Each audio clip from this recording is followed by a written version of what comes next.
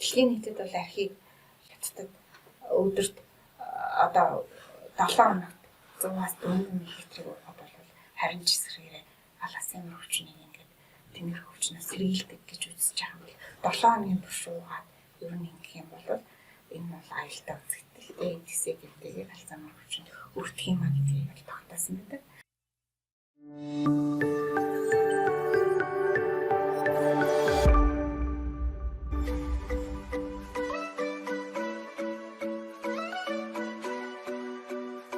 Шинжлэх ухааны технологийн сангаас та бүхэндээ бэлтгэн хүргэдэг Science X подкастын цоо шинэхэн дугаар эхлэхэд бэлэн болоод байна.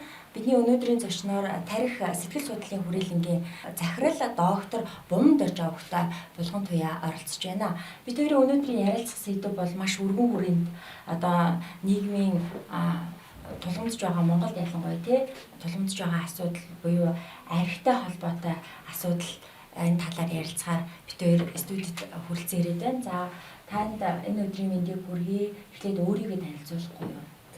Монгол Улсын их сургуулийн химийн факультетийг 2005 онд төгссөн. Одоогоор бол Монгол Улсын их сургуулийн шинжлэх ухааны сургуулийн байгалийн ухааны сургууль гэж явдаг. За ингээд анх бол шинжлэх ухааны академийн хим технологи хүрээлэнд орж ажлын гараагаа эхэлсэн. За тухайн үед манай шинжлэх ухааны академийн химийн технологи хүрээлэнгийн байгалийн нийтлийн химийн лаборатори эрхлэгчээр ингээд Жамсан гэдэг багш маань ажиллаж исэн. Тухайн үед багш маань намайг одоо байгалийн нийтлийн химийнхаа лаборатори руу дагуулж ороод за энэ ширээн дээр бол шинжлэх ухааны доктор намдуяа сууж исэн.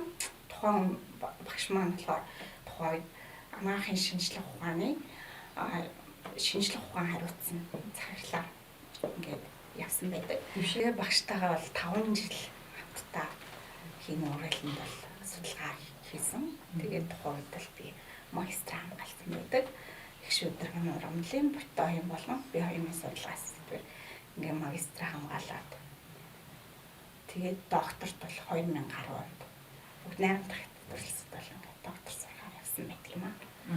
Таны нөгөө нэг CV-г харж байхад ажиллаж байсан газар бүртээ заавал нэг бүтээл гаргасан байсан.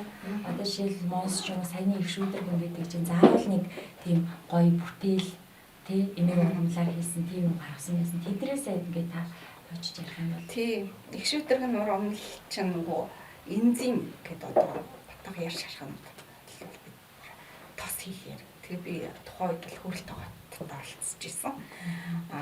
Залуу эрдэмтэд оролцдог хөрөлт тоогоотой юмд оролцоо 3 дугаар байранд бол оролцож исэн. За дараа нь бол би доктор хамгаалж ирээд Монсод орсон байдгийн. Энэ болохоор 2015-аас нэг 16 он хүртэл орсон. Тухайн үед бол магнимум, ибумом гэдэг одоо магни B6-г магнимум болгох, ибупропинийг ибумом болгож ингэж энэ бүтээлүүд дээр бол жишээлбэл магнимум гэдэг чинь магни B6 гэж байгаа юм тий. Ибумом гэдэг нь ибупропин гэдэг. Тэгэхээр тийм нэршил өгөөд өөр болгоно гэхээр одоо яг яасан гэсэн үг үү? Одоо тэгээд одоо магнимум B6 гэдэг чинь бид нар одоо жишээ нь экспортлж орж ирдэг шүү дээ тий. Тэрнийг Монголд үйлдвэрлээд Монгол эм болгоно гэсэн үг шүү дээ. Тэр эмийг Монгол одоо гадаад тас л ингээ экспортлж оруулж ирдэг байсан бол Монс үйлдвэрлэж байна л. Үйлдвэрлээд Монголынхаа хэрэгцээг хангана л гэсэн. Тэгээд энэ судалгаан дээр бол багаар ажилласан байдаг. Тийм ямар нэгэн судалгаа бол багаараа л орж ажилладаг. Жишээ нь би химийн судалгааг хийдэг, эм зүйчнэр найруулдаг тийм гэх мэтийн ингээ багийн судалгаа хийдэг учраас энэ судалгааг орж магнимум, ибумомын стандартыг бол боловсруулсан байдаг. За дараа нь болов одоо энэ шинжлэх ухааны академийн тарих сэтгэл судлалын хүрээлэнд одоо эрдэм шинжилгээний ажилтнаар орж ажилласан. Энэ манай хүрээлэн бол шинэ хүрээлэн 2021 оны 9-р сарын 29-ний 299-р тогтоолоор байгуулагдсан ийм шинэ хүрээлэн. За энд ороод би эрдэм шинжилгээний ажилтан орж явах үед одоо ажиллаж явах хугацаанд энэ архины судалтай тань мэдгэн бүрэлд сайжруулах бэлтгэл болон Neuromics одоо сэтгэл хөдлөлийн эсрэг Neuromics бэлтгэлүүдийг бол технологийн сангаас технологийн сангаас төсөл хөтөлбөрт хамрагдсан. Тийм. Гэхдээ энэ бүгд маань баян ажил. Би газараа хийгээгүй манай хүрээлэн энэ бүх судалгаанаар бол хийгээд явж байгаа. Тэг энэс гадна манай хүрээлэн бол нойрны чанарыг үнэлэх, тийм нойрны асуудал мөн сэтгэл судлал одоо Монгол хүн сэтгэл зүйн онцлог зэрэг ийм судалгаа. За хоёул тэр асуудлыг дараад нэрнэ. Хоёул одоо яг дараалалаар явъя. Одоо энэ концепт гэдэг бэлтгэлээ тийм таны мэдхүйн бууралтыг сэргээх бүтээгдэхүүн гэж байна. За энэ одоо шинжилгээ ухааны технологийн сангаас санхүүж төсөл хөтөлбөр одоо шалгаруулалтанд оролцоод санхүүжилт аваад одоо хийсэн бүтээгдэхүүн гэж ойлгох зөв үү? Зөв. Одоо энэ бүтээгдэхүүнийхэн талаар хоёул илүү дэлгэрэнгүй мэдээллийг өгье тийм. Ямар одоо хүмүүс зориулсан бүтээгдэхүүн яг яадаг үйлчилгээтэй орц найрлах нь юу юм, ямар хүмүүс хэрэглэж болох юм гэдэг. За би 2010-аас 15 онд бүгдийн хамт Хятад ардсан Өвөр Монголын өртөц орны Өвөр Монголын их сургуульд биологийн сургуульд бол доктор хамгаалсан. За тухайн үед бол миний судалгааны ажил 3 мөрөглөөс биологийн бүтээгдэхүүнийг ялгаад фармакинетик үйлдэл нь тодорхойлох байсан. За фармакинетик үйлдэл маань яадаг гэхээр нөгөө хүний одоо тухайн юм хүний бие шимэгдэх процессыг судална. За одоо хотод нь хэдэн минут болж хэдэн минут болоод тэгээд одоо шээс ялгарч байна. Энэ хугацааг бол тогтоож өгдөг. Ийм судалгаа бүх юм дээр л энэ судалгаа явдаг. За энэ судалгааг бол хийж өгсөн гэсэн. За тэгээд одоо жишээ нь 3 Монголоос 10 бацыг 12 бацыг ялах цэврээр биологийн цэврээр ялах. Цэврээр ялгана гэдэг маань бол одоо жишээ нь тухайн орн бол ингээд одоо 100-аас 200 нэр төрлийн бүтээгдэхүүн одоо бодисууд нэг Монголд агуулгадчихдаг. Жишээ нь алкалоид, палмоноид, кварцитин, кумарин гэх мэт ингээд хоёр төгч метод байлаад бол хатагч одоо уур нүсэс тий сахарыг гэдэг ингээд агуулгадчихдаг. За энийг бид нар бол нэгээр ингэж ялгасан. Тэгээд нөгөө зарим их хэмжээтэй, зарим бага хэмжээтэй байдаг учраас одоо тухайн судалгаанд тохируулаад 12 бацыг цэврээр ялгасан. Энээс энэ хайдрокси сафлор гэдэг бац нь бол энэ хормоны гол үйлчлэгч бац нь. За яг ямар үйлчлэгтэй гэсэн үг? Одоо жишээ нь хайдрокси сафлор бацаар бол тархины бэлтгэл хийсэн гэж байдаг. Одоо хятадд бол ийм одоо тарих хатангарших тарих нь одоо ингээд зүрхүү үсэх энэ үед бол тариа хийсэн гэж байна. За тэр бүтээл байцаар тийм тэр одоо энэ хормоны хайдрокси сафлор гэдэг байцаар бол тариа хийсэн. За энэ судалгаа бол тухайн үед бол одоо хадрын эсрэг үйлдэл нь бий бол тогтоож исэн.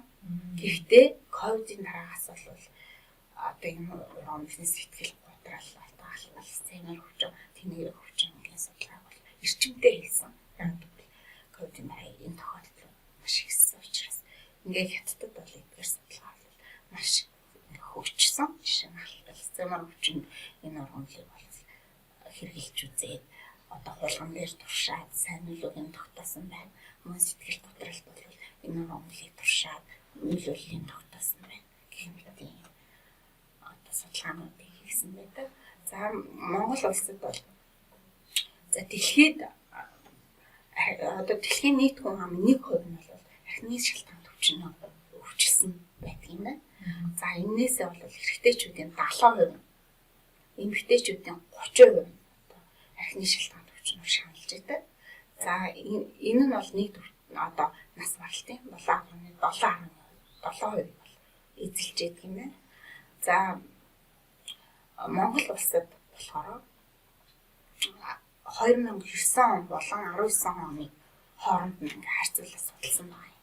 Гэтэл бол 4.4% юм архины хамгаалалтаа гэж гарсан боловч энэ эрэгтэйчүүдийн 4.1 нийт эрэгтэйчүүдийн насанд хүрчдийн 4.3%, эмэгтэйчүүдийн 2.8% бол арьсан архинд дундах өвчтэй гэсэн судалгаа гарсан байна. Мөн ингээд архины шалтгаан одоо эрүүл мэнд болгон эдийн засаг тий мөнгө санхүүгээр ингээ хохироо явж байгаа тохиолдлууд бол эрэгтэйчүүдийн 10%, эмэгтэйчүүдийн 2.8% эзэлж байна. Энэ нь бол энэ хоёр одоо 2009 он бол 19 оны харьцуулаад судалсан чинь 88% өсөлттэй байна гэж гарсан юм билээ.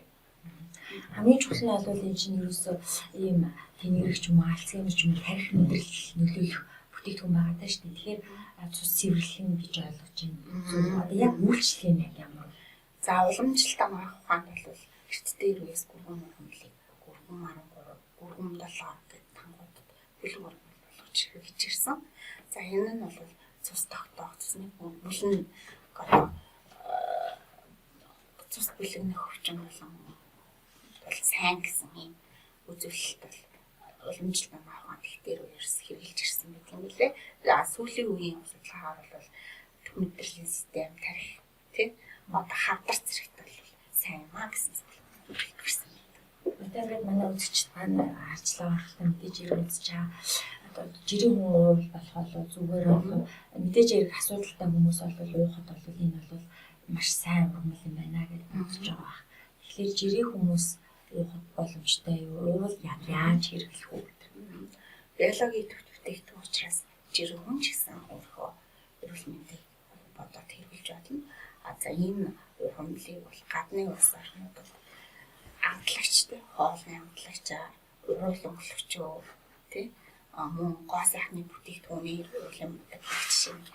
За мөн хоолнд амтлагчаар одоо цайны хандаар гэх мэт маш олон янзаар хэрэглэдэг байгаа.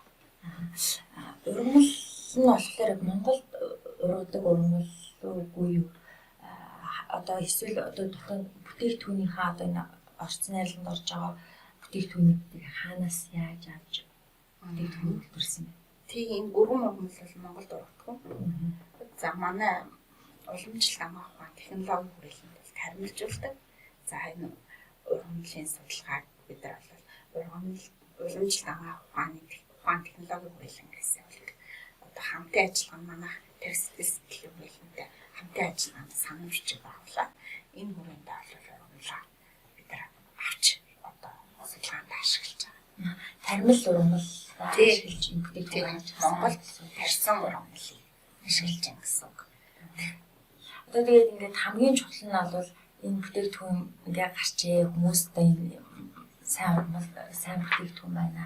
Хэрхэн яаж авах вэ гэхээр одоо Монголд одоо зах зээлд одоо манай эрдэмтэд маш инновацийн төсөлд шалгараад маш сайхан бүтээгдэхүүнүүд хийдэг боловч зах зээл нэвтрүүлэх байдал дээр одоо жоохон бэрхшээлт хэцүү байдаг шүү дээ. Таны тухайд энэ бэрхшээлт бол руу яаж одоо энэ асуудлаас олон хүмүүс энийг хүргэх. Тийм ээ. Одоогоор бол нөгөө патент авах байгаа. За энэ бол одоо миний 2010 оноос хойш өнөөдрийг хүртэл хийсэн гэдэг чинь үндсэндээ 4 жилийн тухай ургамлыг судалсан судалгаа байна л да.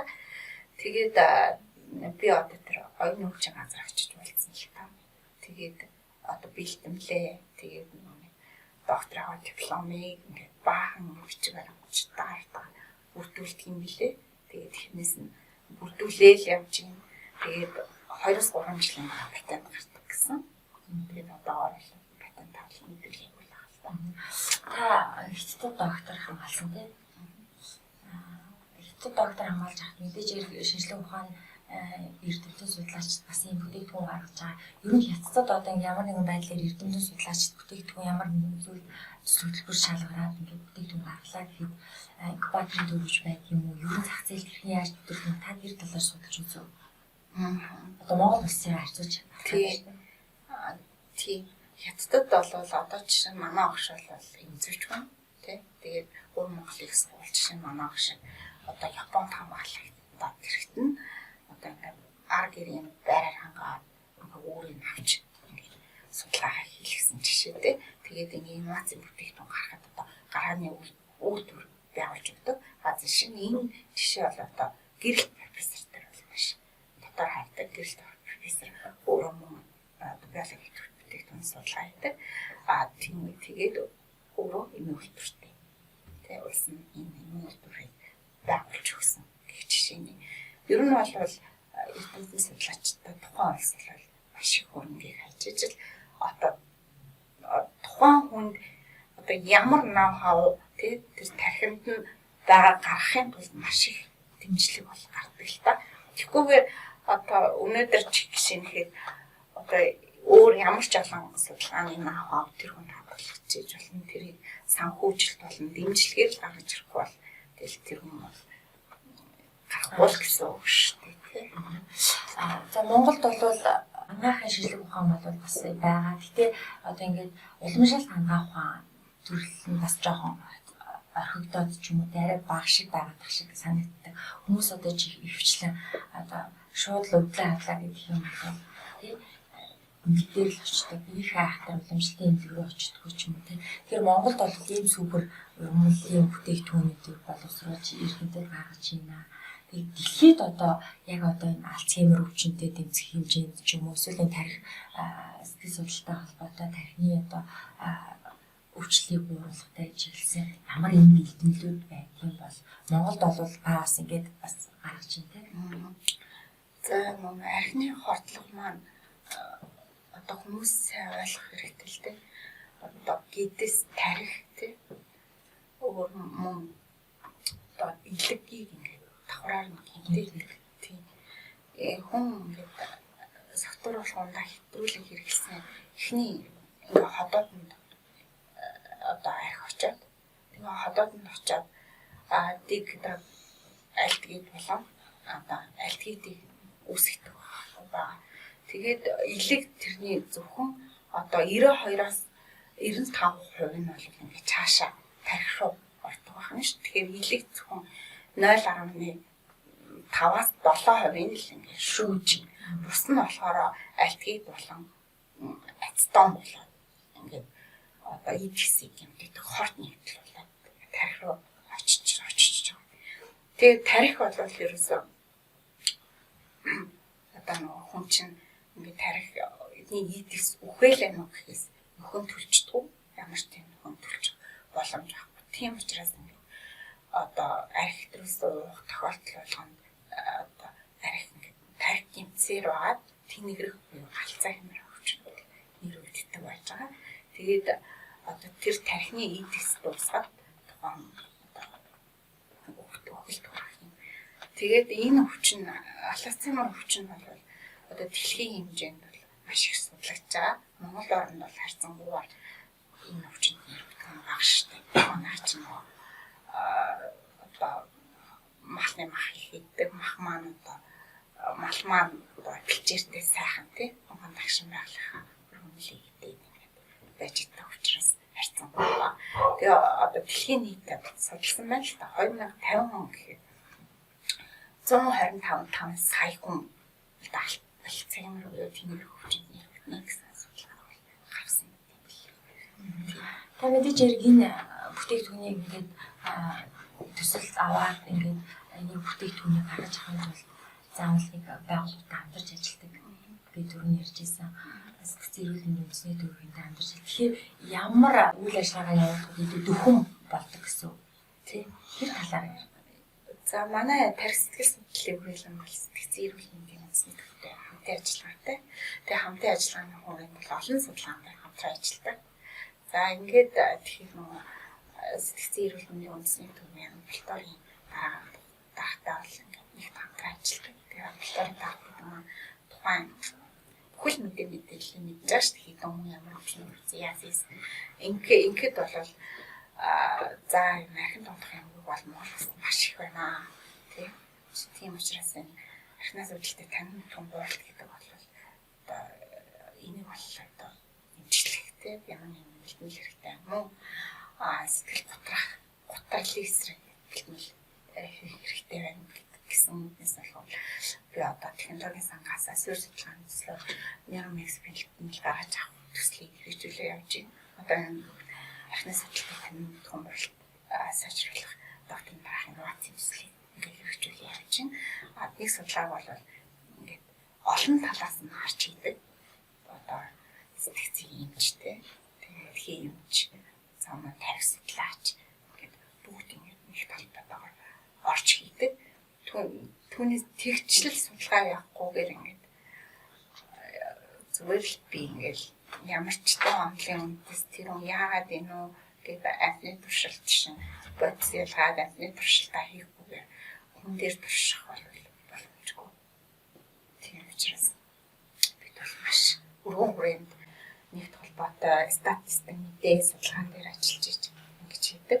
За тэгээ манайх бол мөн одоо Монгол хүмүүний сэтгэл зүйн онцлогийг судлах төслийн хүрээнд бол сэтгэл готрал, сэтгэл төвшил, танин мэдхүйн дууралтыг судалгаа бас давхар ингээд хүмүүсээс судалгаа аваа явдаг байгаа.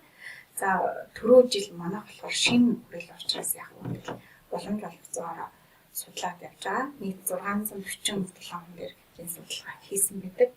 За ингээд бол эрэгтэй 53, эмэгтэй 48 хүн дээр бол одоо танин мэдхүйн дууралт нь гэдэг нийт 647 хүнээс л гарсан байж байгаа. Тийм. 640 гаруй хүн болохоор дандаа архины хамгаалалт хүмүүс юм уу? Ер нь бол зүгээр л одоо эрэгтэй эмэгтэй хүмүүсийг хамруулаад судалсан гэсэн үг. Тийм.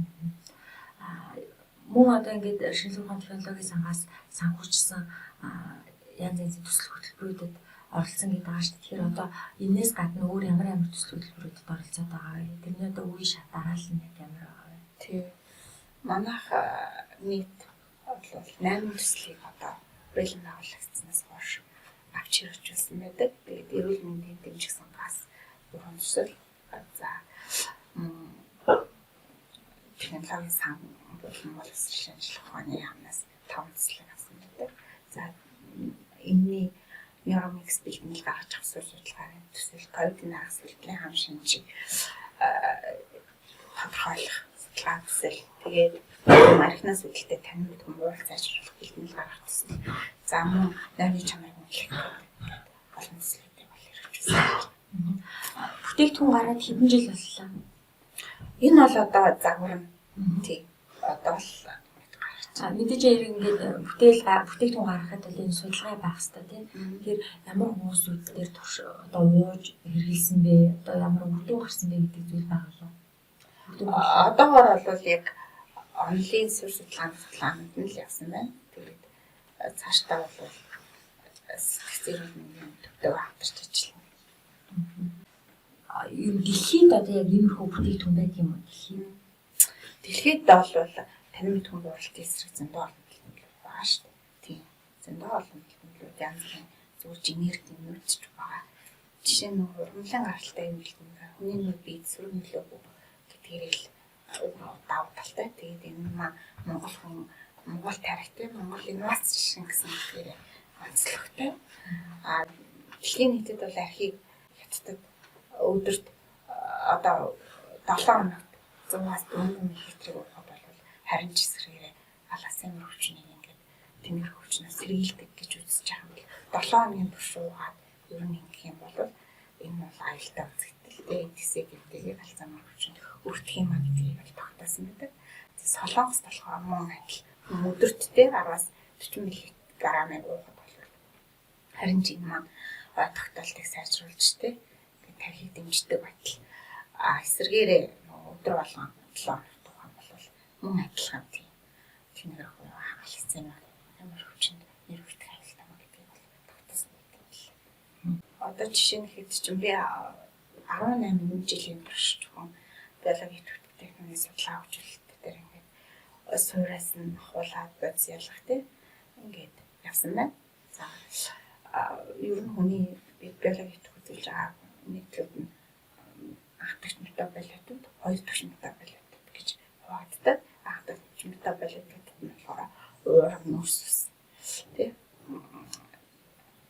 одоо глюкоз ортогоход одоо хоёр дахь метаболит нь алкалоид, полимоид, кумарин хөрцтийн гэх одоо энэ гол хүчлэгч биологийн үзүүлдэг процесс нөлөөлдөг. За ингээд би бол 2005-аас 10 он хүртэл алкалоидын судалгаан дээр мэргэжилж байгаа гэж алкалоидыг бол ялгаж ажиллаж гисэн.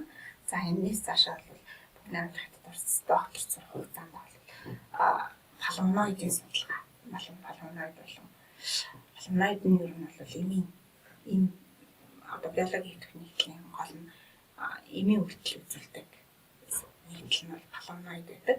Тэгээ флавоноидын судалгаан дээр бол ажилласан. Ингээд энэ хүн тухайн гормон хяналтаас 12 бацыг ялгаад за тэгээ нөгөө хулгайны туршилтаа хийгээд тий фармакинетик буюу хулгайны туршилтыг тухайн хэмжээний тий концентрац одоо хугацаанаас хамаарсан нөрийг гаргаад за яг тухайн бэлтгэл имийг уухад яг хэдэн минутанд одоо цусанд шинэгдэж байгаа тэр шинэгдлтийн тогтоож ингэж судалсан.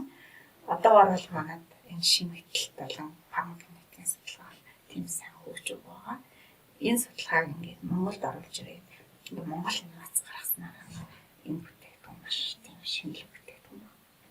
Тарих сэтгэл судлалын хүрээлэн бол 2021 онд байгуулагдсан шинэ тутам хүрээлэн байна. Тэгэхээр бас хүрээлэнгийнхаа талаар бас үзэгчдэд мэдээлэл өгөх зүгээр болж байна. За баярлалаа. Тийм манай хүрээлэн бол 2021 онд байгуулагдсан. Тэгээ 22 оноос бол яг үйл ажиллагаа явуулж эхэлсэн. За манайх бол 3 салбар нэг инновацийн төвтэй сэтгэл судлалын салбар, молекул системийн нейросайенсийн салбар, нэмэлтийн нейросайенсийн салбар гэсэн 3 салбар нэг инновацийн төвтэй үйл ажиллагаа явуулдаг. За бид нар бол одоо жишээ нь эмнэлзийн төвшөнд судалгаа хийгээд за эмнэлзийн төвшнөөс болохоор салаад доошоо бол тарих судлалын суурь судалгаа хийх дээшээгээ болохоор сэтгэл судлалтай холбоотой йог терапи бичлэгээ болон эмийн эмчилгээ гэх ингээд судлах гэсэн ийм судалгаануудыг хийгээ явж байгаа. Тэгээд манайх бол ер нь бол одоо сүүлийн үеийн хүүхдүүд чинь одоо нэг өөр үе гарч ирж штэ. Тийм болохоор сургуулиудаас бидэнд бол одоо энэ сэтгэл зүйн йог терапи гэдэг чиглэл рүү хүүхдүүдийн сэтгэл зүйн асуудал руу анхаарч өгч гэсэн саналууд шигэрж байгаа. За энэний хүрээнд бол тархины 16 дугаар сургуультай хамтраад бид нар бол хамтын ажиллагааны хүрээнд одоо хичээл авах юм тий йог засал хүүхдүүд маань хийгээд тэрийг бид нар бол одоо шинжилээд одоо жишээ нь тэр йог терапи хийх өмнө цуснд нь усны холестерин ямар байсан мөн тухайн хүүхдийн одоо стрессийн түвшин ямар байдаг гэсэн тогтоогоо тийм анхаарал төвлөрөлтийн тогтоогоо. Тэгээд йог терапи хийсний дараа нөгөө хүүхд маань ямар болж байгаа гэдгийг тогтоогоо. Гэх зэргийн нарийн судалгаанууд бол орж ирж байгаа. Манай хүрээлэн бол энэ цаг үед цагаа олон алсан тий яг нэг цаг хугацаагаар хүлээн авч бий болсон хүрээлэн учраас бидэнд бол цаашдаа хийх маш олон тийм судалгааны өргөн цаг хугацаатай өргөн судалгаанууд бол бидэнд байж байгаа.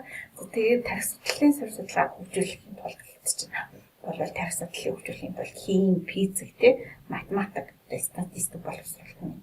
За тэгээд мөн химийн ухаан гэдэг ингээд цогцоороо хөгжих юм шаардлагатай байж байгаа. Тэгээд манайх өнөөдөр энэ судалгаануудаа яг ингээд цаас нь барьж аваад хийгээл явж байна. Тэгээ 10 жилийн дараа хөгжлөл шалгуур харагдах хаа гэж бодож байна. Дэлхийн ер нь бол чиг хандлага бол яалт жоохгүй тарих судлал, сэтгэл судлал руу илүү их одоо орж ийн л да. Одоо бүр ингээд энэ өвчин өдлөө гэхээр энэ юм уу гэхээсээ илүү тийм яслал хийх, йог хийх, агаар далхах, тийм уйлан далхах, байгальтайгаа ойр байх, одоо өөрийгөө тайвшруулдаг байх. Энэ нь бол одоо эмнээс илүү одоо үр дүн үзүүлнэ гэдэг. Тэгэхээр яг Монгол улсад бол үнэхээр юм одоо хэрэгтэй байсан энэ хүрээлэн байгуулагдсан үнэхээр таатай баяртай байна. Тэгээд тарих сэтгэл судлалын хүрээлэн гэхээр хүн болгонд бас чихэнд нь одоо сорт гэдэг хөө ямар сайхан хүрээлэн байгуулагдаа бид бас бодож байгаа болов уу гэж бодож байна тийм. Тэгээд бид нар бол яг энэ асуудлаараа одоо жишээ нь хүүхдүүд өөрсдөө ч мэдэхгүй стресстэй штэ тийм. Тэгээд учир нь юм бол бид нар миний жоох үед би гадаа өдөржин тоглоал тийм. Ингээл найз нөхдөйгөө тоглолтоо байсан. Гэтэл одоо цаг үе өөрлөлөө гэрээсээ гарахгүй болчихно. Тэгээд гэрээсээ гарахгүй байснаас утас компьютерийн хэрэглээ хийсэж чинь.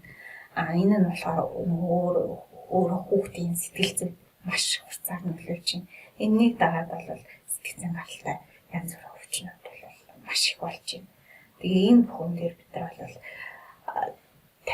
тарих судлалын судалгаа, сэтгэл судлалын судалгаа жишээ нь бол Монгол улсад Монгол хүний сэтгэл зүйн онцлогийг бол ерөөсөө судалж байгаа байна. Тэгэл энэ судалгааг хийх тэгээд тарих яг геномын төршин Монгол хүн яг ямар геномтой гэдгийг одоо гаргаж ирэх хэрэгтэй л байгаа юм л да. Тэгээ энэний тулд бид бүгд найрамд тахтаар тулстай хамтарсан лаборатори байгуулах гэдэг ингээд ажиллаж байна. Одоо тарих судлалын лаборатори, геномын лаборатори байгуулж ирэх юм. Шанхай тарих судлалын хуультай хамтраад ажиллаж байна. Тийм ажлууд мөн бол тарих сэтгэл судлалын үндэсний хөтөлбөрийг одоо жишээ нь хүүхдийг ингээд цэцэрлэгт байхаас нь ахгуулаад сэтгэл судлалын боловсралтай 10 жил сэтгэл судлалын боловсралтай ихтэй сургууль тарих судлалын хичээлийг ингээд оруулах одоо жишээ нь ихтэй сургууль тарих судлалын индекс байхгүй байна. 10 жилийн сургуульд сэтгэл судлалын хичээл хийж орохгүй байна. Цэцэрлэгт хүүхд бий болохоос нь ахгуулаад сэтгэл судлалтай холбоотойгоор ямар ч тийм сургаас сургалтанд бол тийм материалууд байхгүй. Энэ бүхэн дээр нь бол тарих сэтгэл судлалын үндсэн хөтөлбөрийг хэрэгжүүлэх том зорилттой ажиллаж байгаа. Маш чухал судалгаанууд хийх юм байна. Маш их төвшөлттэй мэдээллийг түн олон түгээх юм гэж ойлголоо. За баярлалаа. За шинжлэх ухааны технологийн сангаас та бүхэнд бэлтгэн хүргэдэг Science X подкастын удаагийн дугаарт тарих сэтгэл судлалын хүрээлэнгийн захирал доктор Булган Туяа оролцлоо. Тэгээд улсын хөгжил шинжлэх ухаанаас ихтэй гэдэг үгээр энэхүү өнөөдрийн подкастыг өндөрлөж байна. За танд хүрэлцэн ирж бидний подкастт оролцож ирсэнд маш их баярлалаа. Цаашдаа ажил үйлсэнд өндөр амжилтыг хүсье. За ингээд маш их баярлалаа. Хүү сайхан подкастт орж оролцуулсан. Ер нь бол шинжлэх ухаан гэдэг маань 3 үеийн холбоон дээр би бол хөгждөг гэж ойлгодог. Жишээ нь гэхэд чинь би одоо за хүртлээ те 30 жил 35 6 жил ажиллана шүү дээ. Энэ хугацаанд бол шинжлэх ухааныг би одоо ганцаараа судлаад эхнээс нь ахуулаад судлах юм бол юу ч хийж амжихгүй. Тийм учраас өмнөх үеийнхээ судалгаанууд дээр үндэслээд өөрийнхөө судалгааг хийгээд доод үеэ ингээд бас чиглүүлээд ингэж явах нь бол манай эрдэмтдийн гол зорилго байгаа. Тэгээд одоо шинжлэх ухаан хөгжих болтугай гэж хэлээ. За баярлалаа. Улсын хөгжил шинжлэх ухаанаас ихтэй.